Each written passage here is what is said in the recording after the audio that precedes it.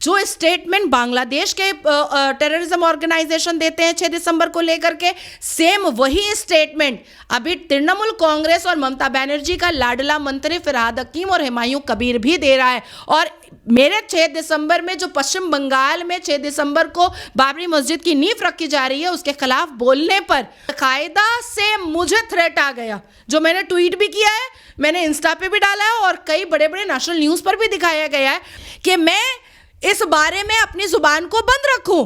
बिहार के बाद बंगाल होगा भगवा सरकार, चैलेंज है मेरा। एक तरफ ममता बनर्जी और टीएमसी लगातार पश्चिम बंगाल में एसआईआर का विरोध कर रही है, वहीं दूसरी तरफ अब टीएमसी के विधायक हुमायूं ने कह दिया है कि जिस 6 दिसंबर को बाबरी मस्जिद का विध्वंस किया गया था, अब उसी 6 दिसंबर को हम पश्चिम बंगाल में बाबरी मस्जिद बनाने जा रहे हैं और इस बयान का काफी जमकर विरोध भी कर रहे हैं साधु संत। Ma'am, as an advocate, as an Muslim, आप इस पे क्या कहेंगे जिस तरीके से टीएमसी के नेता आज यानी औरंगजेब के फेवर में काफी ज्यादा प्यार दिखा रहे हैं, और इतनी मोहब्बत क्यों है औरंगजेब यानी कि इन आतताइयों? बोलो सियावर रामचंद्र की जय।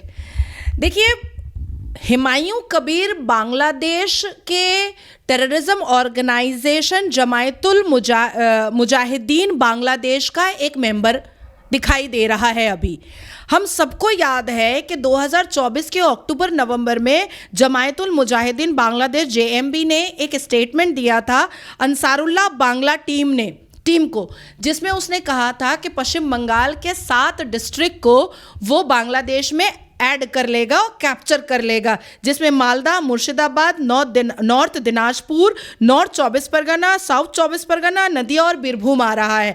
अब ये जो बेलडांगा है और जहाँ से हुमायूं कबीर विधायक है, ये कहाँ पर है? ये मुर्शिदाबाद में है। अब इतना बड़ा बाबरी मस्जिद जो वहाँ पर बन रहा है, जिसका 6 दिसंबर को नींव रखी जा रही है, तो इसकी फंडिंग कहाँ से आ रही है? एक विधायक की सैलरी कितनी होती है? एक विधायक की फैसिलिटीज क्या होती है? एक विधायक मात्र 80-85 हज़ार की सैलरी में इतनी बड़ी बाबरी मस्जिद कैसे बना ले रहा है? इतनी बड़ी बड़ी गाड़ियों पर कैसे चढ़ जा रहा है?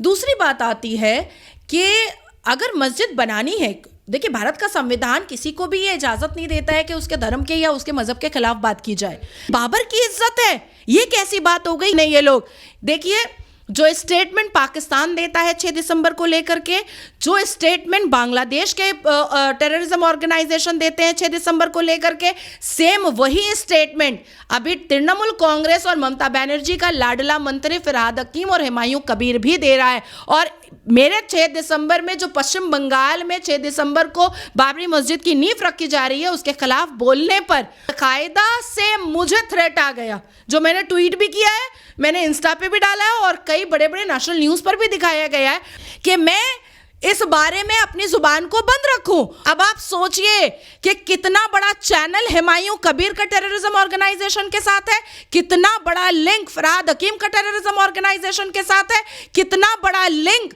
बलात्कारी नासिर खान का टेररिज्म ऑर्गेनाइजेशन के साथ है, कितना बड़ा लिंक टेररिज्म ऑर्गेनाइजेशन के साथ है।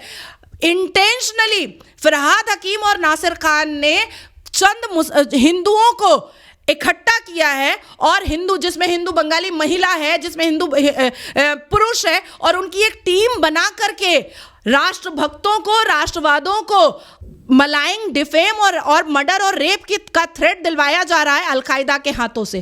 Can you imagine? अब आती है तीसरी बात कि मस्जिद तुम 6 दिसंबर में ही क्यों बना रहे हो? इसका मतलब है कि तुम देश के सर्वोच्च न्यायपालिका के जजमेंट को तुम नहीं मान रहे हो।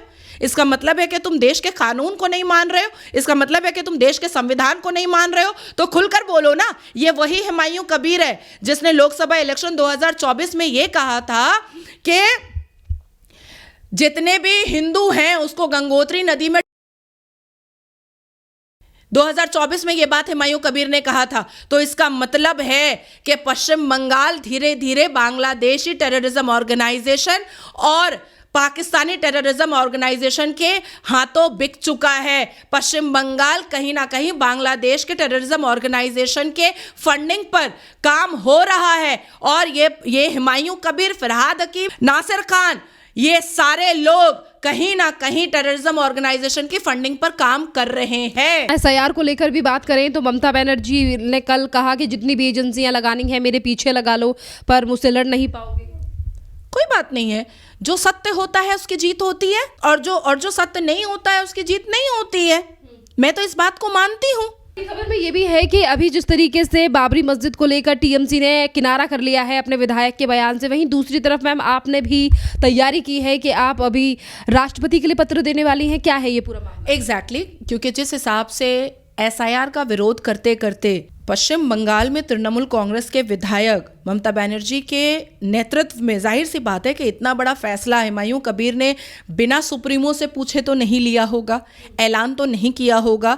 तो एसआईआर का विरोध अगर हिमायत करवा करके करने की कोशिश की जाएगी और पश्चिम बंगाल को बांग्लादेश में अटैच करने की कोशिश की जाएगी, तो मुझे तो राष्ट्रपति को एक पत्र देना ही पड़ेगा। और 4-5 दिन में मैं आप लोगों को भी इन्फॉर्म करूंगी जब मैं हमारी ऑनरेबल राष्ट्रपति से मिलने के लिए जाऊंगी, और मैं उनसे आग्रह करूंगी कि 6 दिसंबर को हुमायूं कबीर बांग्लादेश के आतंकवादी संगठनों के साथ मिलकर के पश्चिम बंगाल के पीस और हार्मनी को जो डेविस्टेट करना चाह रहा है, इसको इमीडिएट बैन किया जाए, बंद किया जाए और देश के कानून और संविधान के तरीके से बंद किया जाए। इसी के साथ मेरा सवाल ये है कि कभी बाबर कभी औरंगजेब, तो आखिरकार जब महाराष्ट्र में भी मस्जिद की बात या मज़ार की बात आती है, वहां पर जिस तरीके से एक्शन लिया गया था, तो हमारे देश में सिर्फ राजनीतिक पार्टियों के अलावा भी काफ़ी ऐसे लोग हैं जो इन तमाम लोगों के लिए, यानी कि ये जो बाबर है, औरंगजेब है, इनके लिए काफ़ी ज़्यादा प्यार है इन लोगों के लिए। तो भारत से कम और इन लोगों से इतना प्यार क्यों? कि इस्लाम जो है वो अमन और शांति का पैगाम है। हम शांतिपूर्ण समुदाय हैं, लेकिन मुगलों ने तो कोई शांति नहीं फैलाई थी, लूटपाट यही फैलाया था। तो ये तो सिर्फ भारत के खिलाफ नहीं, भारत के संविधान के खिलाफ नहीं, भारत के सिर्फ कानून के खिलाफ नहीं, बल्कि ममता बनर्जी एक तरफ पश्चिम बंगाल और देश की बात करती हैं, तो क्यों ममता बनर्जी ने मुगलों के नाम पर मस्जिद बनाने वाले अभी तक उस विधायक को अपनी पार्टी से नहीं निकाला? क्योंकि ये लगातार सवाल भी जनता उठा रही है। नहीं निकालेंगी। मैंने जब नेशनल न्यूज़ डिबेट पर जब मैं बैठी थी, जब ये टॉपिक सामने आया था, जब पहला स्टेटमेंट हुमायूं कबीर ने दिया था कि 6 दिसंबर को वो नींव रखने जा रहा है बाबरी मस्जिद का मुर्शिदाबाद के सरजमीन पर, तो मुझे दूसरे ही दिन मुझे अलकायदा का थ्रेट आ गया। आप समझ रही हैं बात को? आप इमेजिन कीजिए। जैसे कि आपने कहा कि आपने इस बाबरी मस्जिद को लेकर जब अपनी बात मीडिया पर रखी, सोशल मीडिया पर रखी, जिसके बाद आपको अलकायदा का थ्रेट आया, वो आपको धमकी दे रहे हैं, तो क्या आपको लगता है कि जिस तरीके से एक तरफ हुमायूं यानी कि बाबर के नाम पर मस्जिद बनाई जा रही है, दूसरी तरफ जो लोग इसका विरोध कर रहे हैं उनको अलकायदा से थ्रेट आ रहे हैं, धमकियाँ आ रहे हैं, तो क्या इस पूरे मामले में अब केंद्र को कुछ एजेंसियाँ उतारने की ज़रूरत है? क्योंकि ये कहीं ना कहीं देश के लिए भी खतरा है, जिस तरीके से अलकायदा जैसे आतंकी संगठनों का नाम जुड़ रहा है। नहीं, मुझे ऐसा लगता है कि हम जैसे लोगों को देश के सर्वोच्च न्यायपालिका जाना चाहिए, और पहला फर्स्ट स्टेप तो मैंने मूव कर भी दिया है। देश के राष्ट्रपति से मैं मिलने जा रही हूँ, और उसके बाद फिर मेरा पिटिशन रेडी हो रहा है देश के सर्वोच्च न्यायपालिका में, मेरी याचिका जा रही है।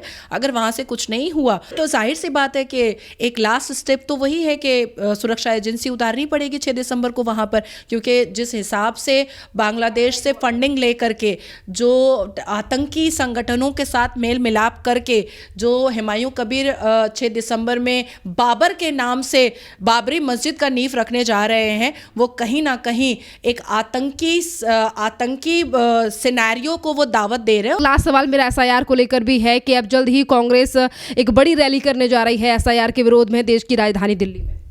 ये सब सस्ती लोकप्रियता है, इसके अलावा कुछ नहीं है।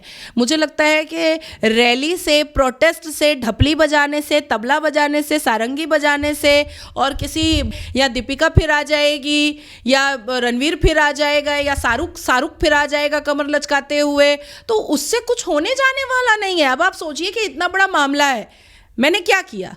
मैं चुपचाप जा रही हूँ, राष्ट्रपति जी को अपना पत्र दे रही हूँ, चुपचाप जा रही हूँ, मैं याचिका दायर कर रही हूँ, क्योंकि मुझे सस्ती लोकप्रियता नहीं चाहिए। ऐसे क्यों डर लग रहा है ममता बनर्जी और तमाम विपक्ष को, जब वोटर आईडी को क्लीन किया जा रहा है और घुसपैठियों को भगाया जा रहा है? हम सब ने सोचा था कि चोर की दाढ़ी में तिनका है, जब हमने पाया तो जाना कि पूरी दाढ़ी ही तिनके की निकल रही है, इसलिए डर लग रहा है।